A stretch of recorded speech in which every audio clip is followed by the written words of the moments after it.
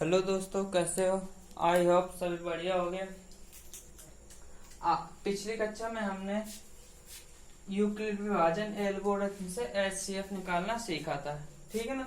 आज हम उसके आगे फिर से कल मैंने आपको क्वेश्चन नंबर 6 तक करने को बोला था। आई होप सभी ने किया होगा, ठीक है ना। आपको जिसने जिसने पिछली वीडियो को नहीं देखा हो, प्लीज उन वीडियो को देख लेना, नहीं तो आज की क्लास आपको समझ में नहीं आएगी, ठीक है ना। उनकी मैं लिंक डिस्क्रिप्शन में दे दूंगा, ठीक है ना। तो देखो, कल हमने एचसीएफ निकालना सीखा था और चैनल को लाइक शेयर और सब्सक्राइब कर देना, ठीक, और घंटी को दबाना मत भूलिएगा। तो देखो, हमने कल एचसीएफ निकालना सीखा था। तो देखो, एचसीएफ निकालने के लिए हमने यूक्लिड विभाजन एल्गोरिथम को हम इस रूप में लिख रहे थे, a बराबर बी क्यूब प्लस आर।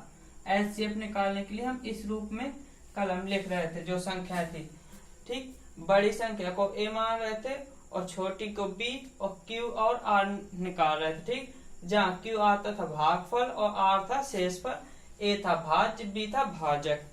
और हम ये प्रोसेस बार बार कर रहे थे जब तक कि हमारा r 0 ना आ जाए, ठीक है ना। और जिसने आप पिछली वीडियो ना देखी हो तो मैं फिर से कह रहा हूँ, वो पिछली वीडियो देख ले, नहीं तो उसको ये वीडियो समझ में नहीं आएगा। अब देखो, इसके बाद हम उसी प्रोसेस को आज हम देखो थोड़ा दूसरी टाइप से भी, जो हम भाग देकर कर रहे थे, मैंने कहा था कि आप वैसे भाग देकर ही लिख दो, वही आपका आंसर हो जाएगा, वैसे भी आपका गलत नहीं होगा, ठीक है ना। तो आज हम वैसे ही करने वाले हैं, ठीक है। कल तो मैंने कहा था वैसे कि आप 6 क्वेश्चन तक आप खुद कर लीजिएगा, फिर भी मैं आपको एक क्वेश्चन आज दोबारा रिपीट किए दे रहा हूँ, ठीक है। तो हम इसका सबसे पहले हम क्या करेंगे, इसमें देखो क्या 144 आपका क्या है, ग्रेटर देन है किससे, 90 से, ठीक। अब आप लिख दो भाई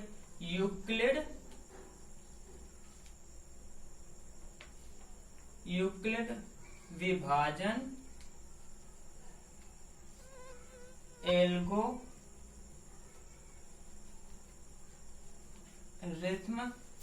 का प्रयोग करने पर, ठीक है ना, प्रयोग करने पर।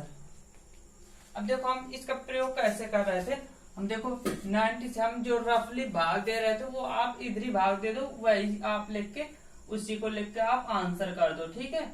वही आपका ये भी सॉल्यूशन हो जाएगा।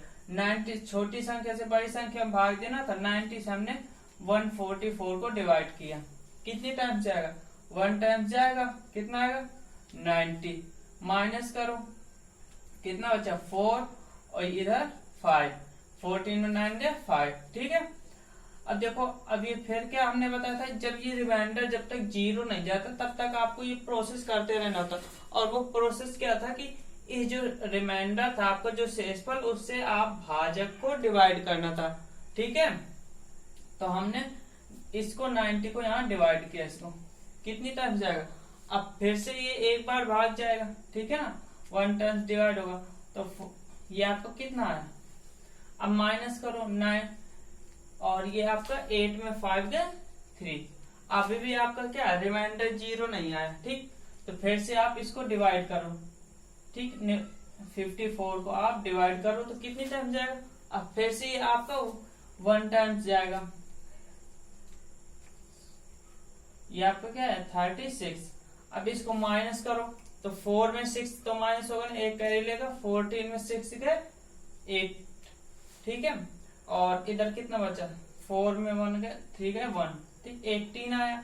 18 से आप 36 को डिवाइड कराओ, कितनी टाइम्स जाएगा 2 टाइम्स, ये 36, आपका रिमाइंडर 0 आ गया। जब रिमाइंडर 0 आ जाए तो उस टाइम पर, जब आपका रिमाइंडर 0 आया, उस टाइम आपका भाजक जो था वही आपका एचसीएफ होता था।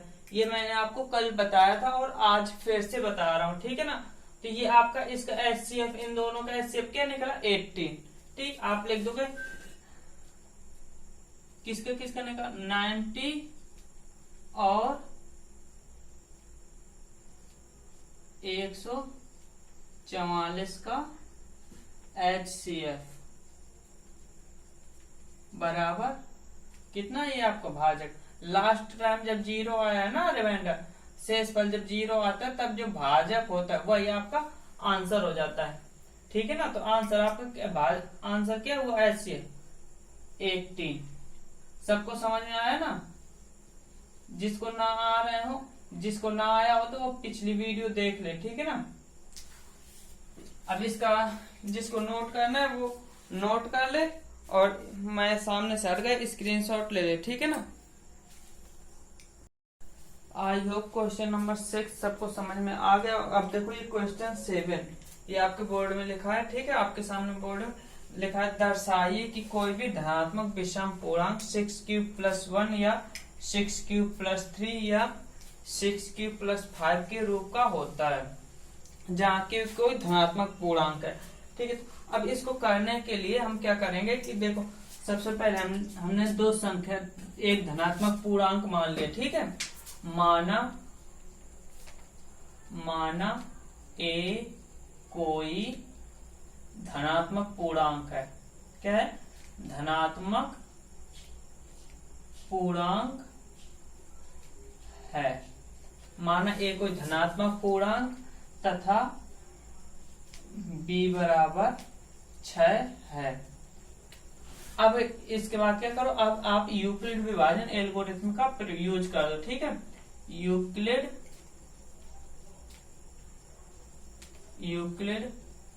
विभाजन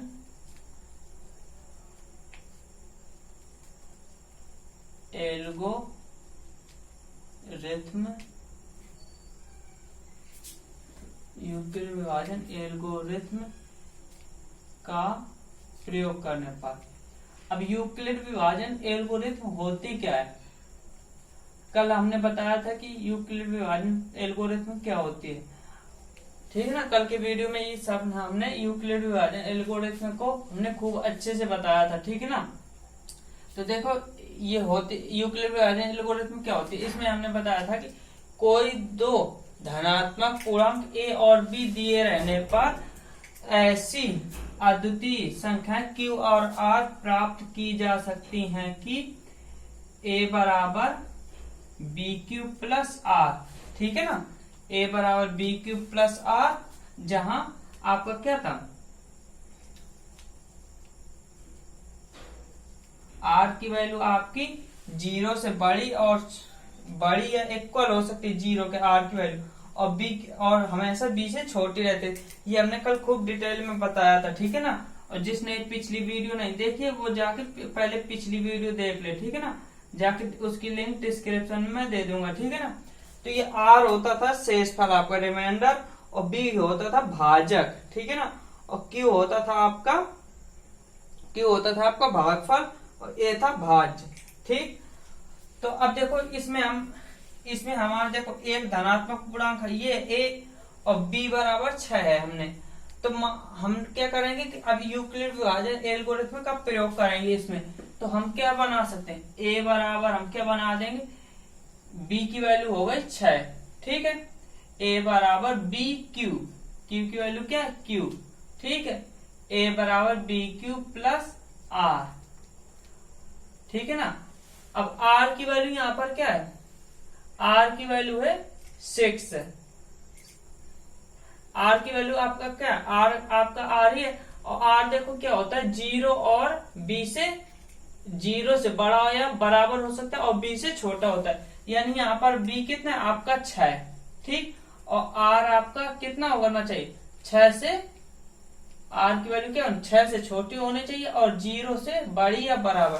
तो आपको r क्या मिल सकता है, और जहां पर लिख दो, जहां q > 0 तथा r की वैल्यू आपकी क्या होगी, r की वैल्यू 0 से बड़ी होगी। ठीक है ना, और < 6। आपके r की वैल्यू यहाँ आपकी b की वैल्यू क्या है 6 है, तो r की वैल्यू आपकी 6 से छोटी होगी। तो अर्थात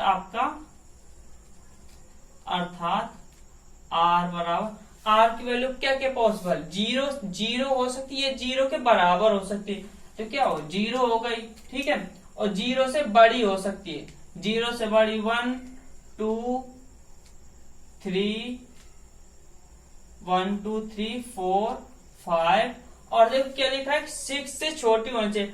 अगर हम 6 लिखते हैं तो 6 क्या हो जाएगी, बराबर हो जाएगी, लेकिन हमें क्या रखना है 6 से छोटी रखना है, तो कहां तक 5 तक ही जाएगी। ठीक है, अर्थात r बराबर 0 1 2 3 4 5। ठीक है, a बराबर 6 क्यूब प्लस r में इसमें आपको एक r की ये जो वैल्यू है क्रमशः इसमें रखनी है। ठीक है, r बराबर 0 1 2 3 4 5 क्रमशः a बराबर 6 क्यूब प्लस r में रखने पर।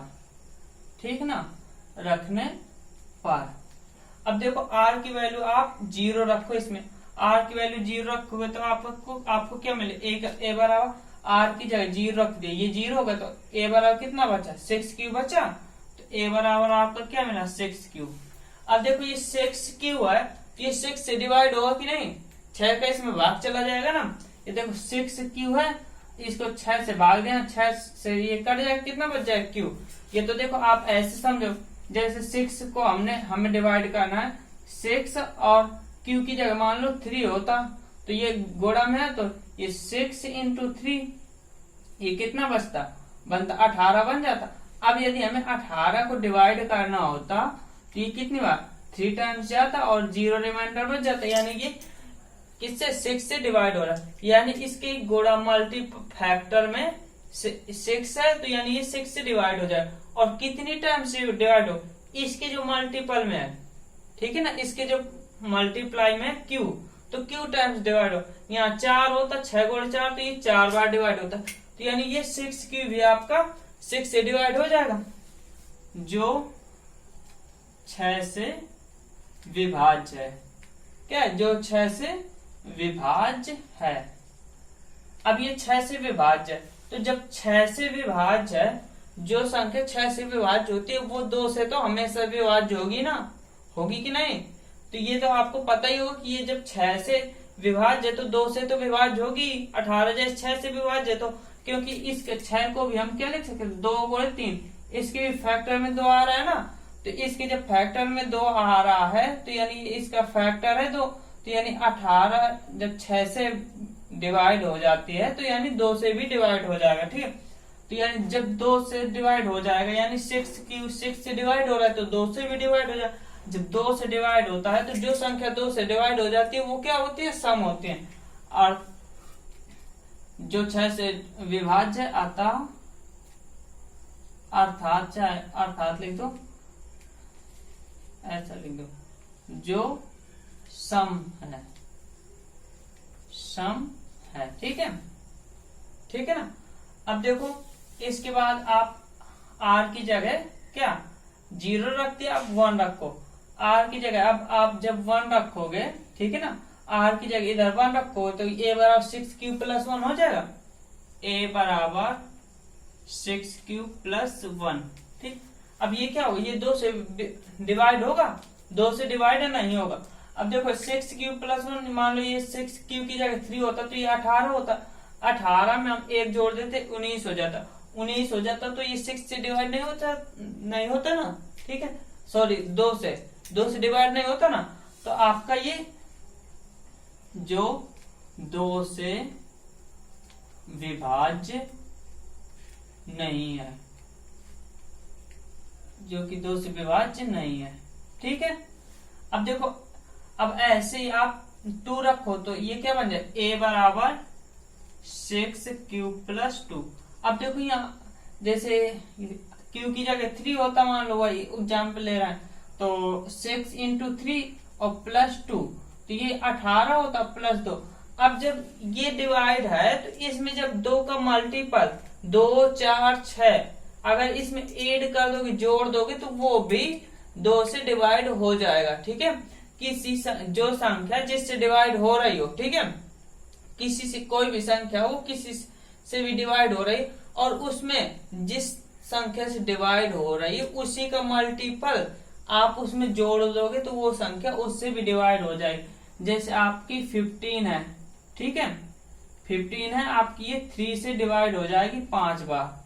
ठीक है, 3 से डिवाइड हो रही।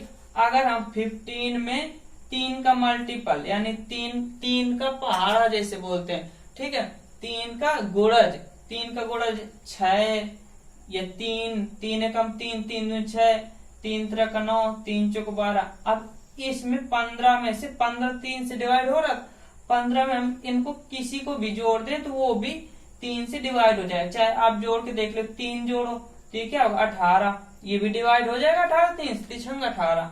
आप 6 जोड़ दो तो 15 में 6 जोड़ो कितना हो जाएगा 21, 3 21। 12 जोड़ दो इसमें 15 में 12 जोड़ो तो ये 7, ये 2, ये भी 3 से 3 नंबर 7 है। तो आपको क्या समझ में आया कि अगर हम किसी भी जो संख्या जिस नंबर से डिवाइड हो रही हो, ठीक है, जो संख्या जिस संख्या से डिवाइड हो रही, अगर उसमें जिस संख्या से डिवाइड हो रही उसी का हम मल्टीपल यानी गुणज उसमें जोड़ दें तो वो भी संख्या उससे डिवाइड हो जाती। तो 6 क्यू आपकी 2 से डिवाइड हो रही थी, ठीक है, तो अब 6 क्यू में हम 2 जोड़ दें तब भी तो ये 2 से डिवाइड हो जाए, क्योंकि ये 2 का मल्टीपल है, 2 एकम 2 का गुणज है। ठीक है, अब लिख दो जो 2 से क्या है विभाज्य है, क्या है विभाज्य है। ठीक, अब आप हमने अभी 2 रखा, ऐसे आप 3 रखोगे, a बराबर जब 3 रखोगे तो ये क्या बन जाएगा 6 क्यूब प्लस 3। अब तो समझ में आ गया, ये 2 से विभाज्य नहीं हो क्योंकि ये 2 का मल्टीपल नहीं है 3, 2 के पहाड़े में नहीं आता। ठीक है, 2 में किसी भी नंबर से गुणा करने में 3 नहीं आएगा। ठीक है, जो 2 से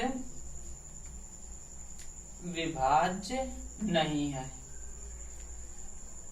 3 हो गए। अब आप 4 को रखो तो 4 रखने में a बराबर 6 क्यूब प्लस 4, जो 2 से ये क्या हो गया 2 का मल्टीपल है 4, 2 दूनी 4, 2 का गुणज है तो आपका 6 क्यूब 2 से डिवाइड हो रहा है तो आपका 6 क्यूब प्लस 4 भी 2 से डिवाइड हो जाएगा, जो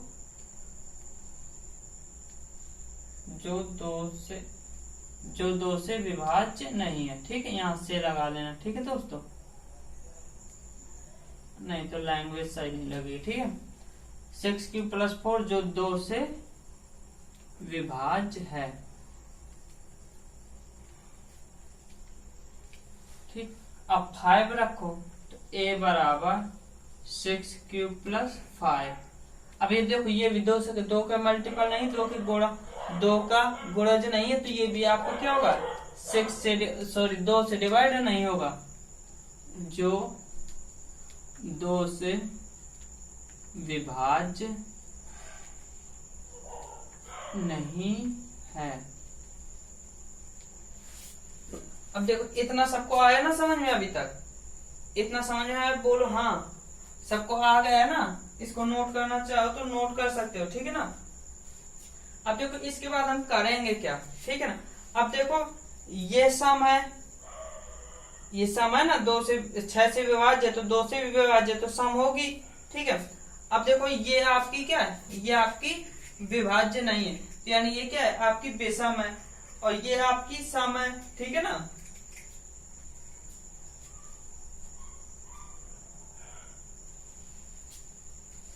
तो अब आप क्या करोगे, इनमें आपको ये सम है, ये सम है, ये सम है। ठीक है, इस साइड का इरेज कर दूं, नीचे दिख रहा है ना, जरा देख लो नीचे कहां तक दिख रहा है। दिख रहा है अभी, तो देखो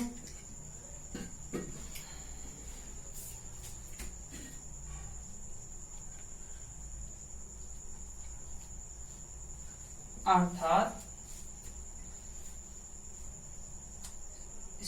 a बराबर 6 क्यू या a बराबर आपका क्या हो जाए 6 क्यू हो जाए, या 6 क्यू प्लस 2 या 6 क्यू प्लस 2 विभाज्य ये नहीं है और ये है 6 क्यू प्लस 4 या 6 क्यू प्लस 4। ठीक है, हो तो ये संख्याएं हो तो सम होगी। आपको सिद्ध क्या करना था, कोई भी विषम पूर्णांक के रूप का होता है, ठीक है। तो क्या होगा, हो तो सम होगा, ठीक है, सम होगा, ठीक है। अतः कोई भी धनात्मक अगर इस रूप के होंगे तो वो सम क्या हो रहे हैं, सम हो रहे हैं। तो विषम पूर्ण धनात्मक विषम पूर्ण विषम कब होगा, ये 6 क्यूब + 1 होगा, या 6 क्यूब + 3, या 6 क्यूब + 5 के रूप का। अतः कोई भी धनात्मक विषम पूर्णांक 6 क्यूब + 1 या 6 क्यूब + 3 या 6 क्यूब + 5, ठीक है, 5 के रूप का होता है, ठीक है। जहां क्यों क्या है, कोई पूर्णांक है, जहां क्यों कोई, अब मैंने देखो पिछली कक्षा में पूर्णांक वगैरह जो दूसरा पार्ट था उसमें हमने पूर्णांक, वास्तविक संख्या, पूर्ण संख्याएं, प्राकृतिक संख्या सबके बारे में बहुत डिटेल से बताया था, ठीक है ना। तो उस वीडियो को आप देखना बिल्कुल भी मत भूलिएगा। ये पूर्णांक क्या होते हैं ये सब मैंने बहुत डिटेल में बताया है, ठीक। अब देखो जिसको नोट करना है वो नोट कर ले, ठीक है ना, दिख रहा है ना सब, कहीं चमक रहा हो तो लो, अब हो सकता है हट जाए, ठीक है ना दोस्तों। जिसको नोट करना है नोट कर लो। और अभी तक जिसने चैनल को सब्सक्राइब नहीं किया है तो वो जल्दी से सब्सक्राइब कर दे और चैनल को लाइक कर दे, वीडियो को लाइक, सब्सक्राइब और अपने दोस्तों में शेयर। आई होप क्वेश्चन 6 और 7 में किसी को कोई डाउट नहीं होगा। अब देखो क्वेश्चन 8 है जो इसका, और हाँ सुनो, मैं देखो आपको डॉक्टर मनोहर की किताब से आपको पढ़ा रहा हूँ, ठीक है ना, आपको डॉक्टर मनोहर की किताब से पढ़ा, और मैं आपको ये यूपी बोर्ड के बच्चों के लिए पढ़ा रहा हूँ स्पेशली, ठीक है। और देखो डॉक्टर मनोहर की बुक से पढ़ा रहा हूँ, और क्योंकि इसमें देखो आपको एनसीईआरटी वाले सारे क्वेश्चन मिलते हैं, ठीक है, सारे क्वेश्चन एनसीईआरटी वाले में, कुछ एक्स्ट्रा में भी आपको प्रैक्टिस के लिए दिए रहते हैं क्वेश्चन। तो यदि आपको किसी को ये नहीं पढ़ना है, एनसीईआरटी वाला पढ़ना है, तो वो आपको इसमें एनसीईआरटी वाले भी क्वेश्चन सारे हैं, तो वो आप ना छांट देख सकते हैं। आपको ये तो आप कमेंट कर दो कि जिसको, अच्छा आप सभी लोग कमेंट करिएगा आज, ठीक है, कि किसको एनसीईआरटी पढ़ना, किसको आज से शुरू डॉक्टर मनोहर की पढ़ना, ठीक है ना। जिसके ज्यादा कमेंट होंगे मैं उसी किताब से पढ़ाऊंगा, ठीक है ना। तो आप कमेंट जरूर करिएगा, ठीक है। अब देखो ये क्वेश्चन देखते हैं हम। क्वेश्चन लिखा है किसी परेड में, क्या है क्वेश्चन, किसी परेड में, ठीक है, किसी परेड में 616 सदस्यों वाली एक सेना की टुकड़ी को 32 सदस्यों वाले एक आर्मी बैंड के पीछे मार्च करना है। दोनों समूहों को समान संख्या वाले स्तंभों में मार्च करना है। उन स्तंभों की अधिकतम संख्या क्या है जिसमें वे मार्च कर सकते हैं। अब देखो ये क्वेश्चन को समझने के लिए आपको अभी तो इसमें कुछ समझ में ना आ रहा हो क्या करना है क्या नहीं करना है, कैसे होगा ये। अब देखो इसमें बड़ी लैंग्वेज चीज लग रही है आपको तो समझ। अब देखो इसमें क्या है कि देखो दो आर्मी बैंड है, ठीक है, दो आर्मी के समूह है, ठीक, और जिसमें एक में आपको 616 सदस्य हैं और दूसरे में आपको क्या है 32 सदस्य हैं। अब इनको करना क्या है कि एक में ये 616 सदस्य है ये इसमें इस बैंड में, अब एक दूसरा बैंड है उसमें 32 है, ठीक है। अब इनको करना क्या है, इनको मतलब कि ऐसी जो लाइनें होंगी इनको सबको लाइन में चलना है, ठीक है। अब मतलब कि इनको ये 32 वाले आगे चलेंगे, अब इनके पीछे ये 616 वाले हैं, उनको भी इन्हीं की पीछे लाइन में चलना है। और इनको करना ये है कि ये जितनी लाइन होंगी इनके पीछे ये सभी में बराबर बराबर सैनिक होंगे, कंडीशन ये है।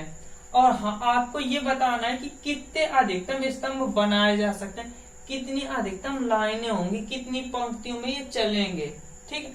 अब देखो आपको इतने बड़े में तो आपको समझ में ना। अब देखो आप एक छोटा सा एग्जाम्पल देता हूं मैं, जैसे ये देखो ये है आपके 8 ये है, ठीक। 8 सैनिक है, सपोज ये 8 लोग हैं, ये आपके दोस्त हैं 8 लोग, ठीक है। और आपके ये देखो ये 6 लोग ये हैं, 6 लोग हो गए। अब आपको करना क्या है कि इनके पीछे इनको चलना है या इनके पीछे इनको चलाना है। तो आप ऐसे कैसे इनको एडजस्ट कर सकते हो कि ये दोनों मतलब कि सभी पंक्तियों बराबर बराबर हो।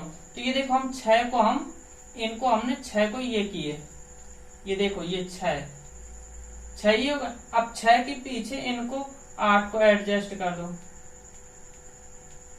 ये 6 ऊपर के 8 ये 8 ये। अब देखो इनकी कितनी 2 पंक्तियों में ये रह सकते हैं। अब देखो दोनों पंक्तियों बराबर है, 4 3 7 7 बराबर।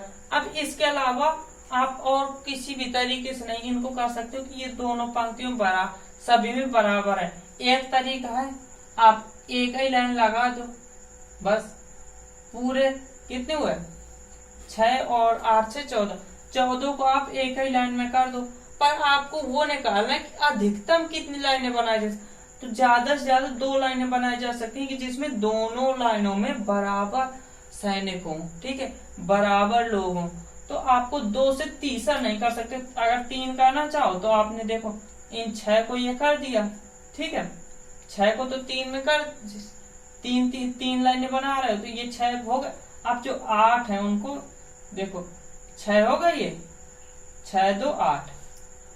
अब एक खाली इनमें कितनी है, इनमें 5 5 है, इसमें 4, सब में बराबर नहीं हुए ना। तो आप कितनी केवल 2 लाइनें कर सकते हो। अब आप एनालाइज करो, आप सोचो जरा कि ये 2 है क्या, कि ऐसा क्या है कि ये दो ही लाइनें पॉसिबल है। तो आप ये देखो 6 एक में थे 8, एक में थे आपके 6, तो 2 और 6 का कुछ ऐसा हम क्या निकाले कि वो 2 हो, सॉरी 8 और 6 का क्या चीज है कि जो 2 होता है। तो वो क्या होता है, इनका HCF मासा इनका मासा निकालो, कितना आएगा 2 आएगा मासा। 8 का देखो 2 गुणनखंड निकालो, गुणनखंड विधि से मासा निकालना।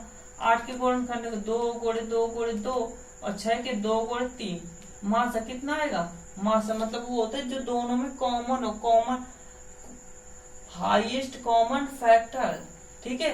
तो मासा कितना है 2। या आप मासा HCF ऐसे भी निकालते हो, 6 से 8 को डिवाइड कराओ, 6 कम 6 कितना बचा 2। अब 2 से 6 को डिवाइड कराओ, 2 3 6 0। तो अब यहाँ फैक्टर क्या हुआ, यहाँ सॉरी यहाँ भाजक क्या है, जब लास्ट में 0 है 2, तो इन 6 और 8 का HCF क्या है 2। तो अब आपको समझ में आ गया होगा इस क्वेश्चन में करना क्या है। सबको आ गया है ना, बताओ बढ़िया से आया अच्छे से। अब हम क्या करेंगे, अब देखो क्वेश्चन को हम शुरू करते हैं, ठीक है ना।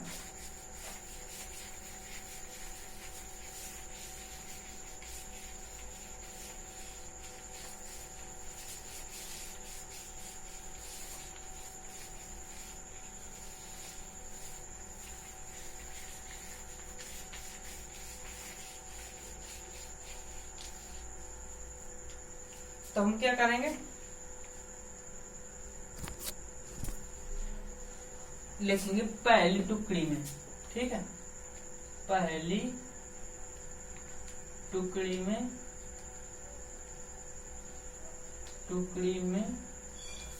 पहली टुकड़ी में जवानों की संख्या लिख दो। परेड में 616 सदस्यों वाली एक सेना की टुकड़ी है, चाहे सैनिकों की संख्या लिख दो, ठीक है, सेना है, ठीक है, चाहे आर्मी लिख दो, ठीक है, पहली टुकड़ी में जवानों ही लिख देते हैं, ठीक है, जवानों की संख्या कितनी है, 616। दूसरी टुकड़ी में, ठीक है, दूसरी टुकड़ी में, अच्छा आप ये लिख दो आर्मी बैंड में, ठीक है, 32 आर्मी बैंड है ना, आर्मी बैंड में सदस्यों की संख्या, इसी की लैंग्वेज हम लिखते हैं, ठीक है, ऐसे लिख, दूसरी टुकड़ी में सदस्यों की जवानों की संख्या, वो भी आर्मी वाले, आर्मी ही तो है, तो ठीक है, हम जवान भी लिख सकते हैं, जवानों की संख्या वाला कितना है, 32।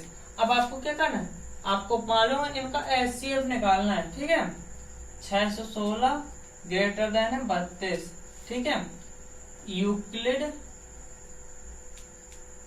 यूक्लिड विभाजन एल्गोरिथ्म का प्रयोग करने पर तो क्या करो, 32 से आप 616 को डिवाइड करा दोगे, कितने टाइम जाएगा, 32 दूनी 64, ज्यादा हो जाएगा, 1 टाइम जाएगा, ये कितना 32, 11 में 2 गए, कितना बचेगा 9, और इधर कितना 5 में 3 गए 2, और ये 6, अब कितनी बार जाएगा 9 बार, देखो 3 नंबर 27 हो रही है, 29 तो 9 बार चला जाएगा ना, 9 दूनी 18, और 3 9 3 27,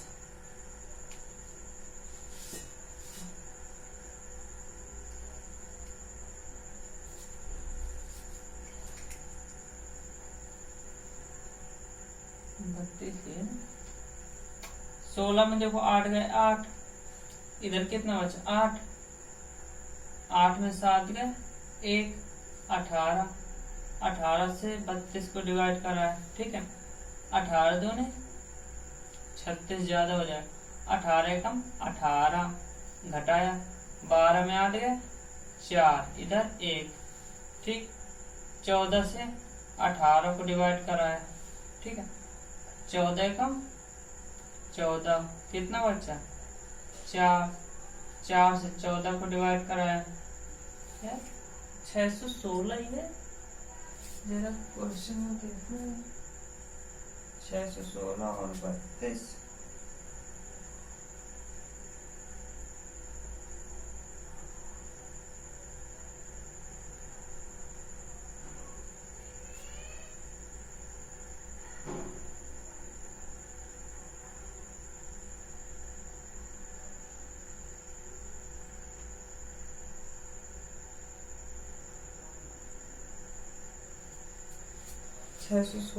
है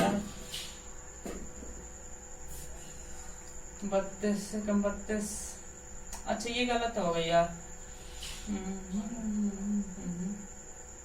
9 दूनी 18, 9 3 27, 27 से 28 हो जाएगा, सॉरी यार दोस्तों, ठीक है, अब देखो घटाओगे तो इधर क्या बचेगा 8 बचेगा, 8 से 32 को 8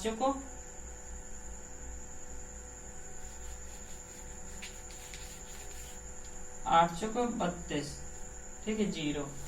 अब आपका ये HCF कितना है 8, यानी लिख दो आप 616, दिख रहा है ना 616 और 32 का HCF बराबर 8।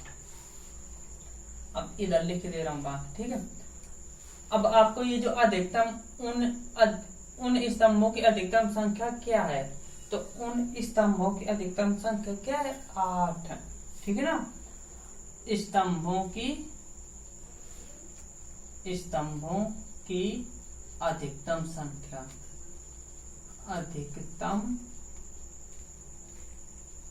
संख्या,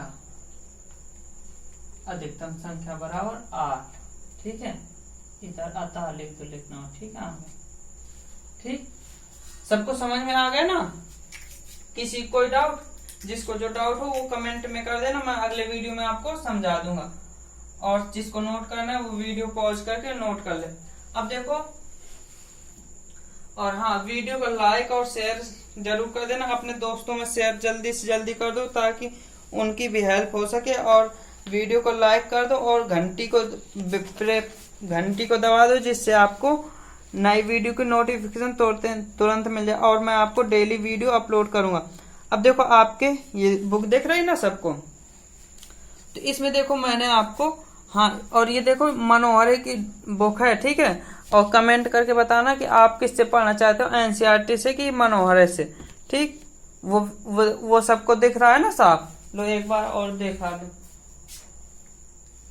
कहीं चमक रहा हो। ठीक है, सब दिख रहा है, सब दिख गया। ठीक है, अब देखो ये बुक देखो, जिसके पास अभी बुक ना हो मनोहर की, तो वो कमेंट करके बता सकता है, मैं उसको बुक की एक्सरसाइज की फोटो दे दिया करूंगा। ठीक है ना? अब देखो मैंने आपको 7वां क्वेश्चन करा दिया, 8वां क्वेश्चन करा दिया, 6वां क्वेश्चन करा दिया। अब देखो ये 9वां मैं बता दूंगा आपको, वैसे करना चाहो तो देखो 7वें की तरीके हैं। ठीक है, अब देखो ये जो 11वां क्वेश्चन है, 10वां भी 7वें की तरीके से, ये 10वां मैं कल बता दूंगा। ठीक है, ये देखो 11वां क्वेश्चन है, जो देखो इसका एचसीएफ निकालना। एचसीएफ निकालना मैंने देखो 3 का भी बताया है। ठीक है, 3 वाला भी बताया। 3 वाला क्या करना है, जैसे आप 2 का भाग देकर निकालते थे, ऐसे आप 2 का भाग देकर 2 का इन बड़ी वालों को निकाल लेना। फिर आप तीसरी वाली का जो उनका एचसीएफ है, उससे आपको तीसरी वाली का के साथ आप उसका एचसीएफ निकाल लेना, वही फाइनली एचसीएफ। या तो आप 2 की नहीं, 2 का निकाल लो और फिर उनका जो एचसीएफ है उनका भी एचसीएफ निकाल दो, नहीं तो पिछली वीडियो देख लेना। ठीक है, अब देखो 12वां कल मैं बता दूंगा। देखो 13वां है जो क्वेश्चन, देखो उसमें भी एचसीएफ निकालना है। निकाल लोगे सभी लोग एचसीएफ निकालने की। अब ये देखो 14वां जो क्वेश्चन है, इसमें थोड़ा इनमें माइनस पहले 398 में 7 माइनस कर देना है, और फिर आपको 436 में आपको 11 माइनस कर देना है, फिर आपको 542 में आपको 15 माइनस का है, फिर उसका एचसीएफ निकालना। चलो फिर भी मैं कल बता दूंगा इसको करके। ठीक, ऐसे 15वां क्वेश्चन है। ठीक है, अब देखो बाकी जो क्वेश्चन है, ये जो एचसीएफ निकालने वाले हैं वो आप अपने मन से कर लीजिएगा। ठीक है ना? बाय दोस्तों, वीडियो को लाइक कर दो और चैनल को सब्सक्राइब कर दो। जल्दी से जल्दी अपने दोस्तों में भेज दो ताकि उनकी भी हेल्प हो सके। ठीक है, ओके बाय दोस्तों, गुड नाइट।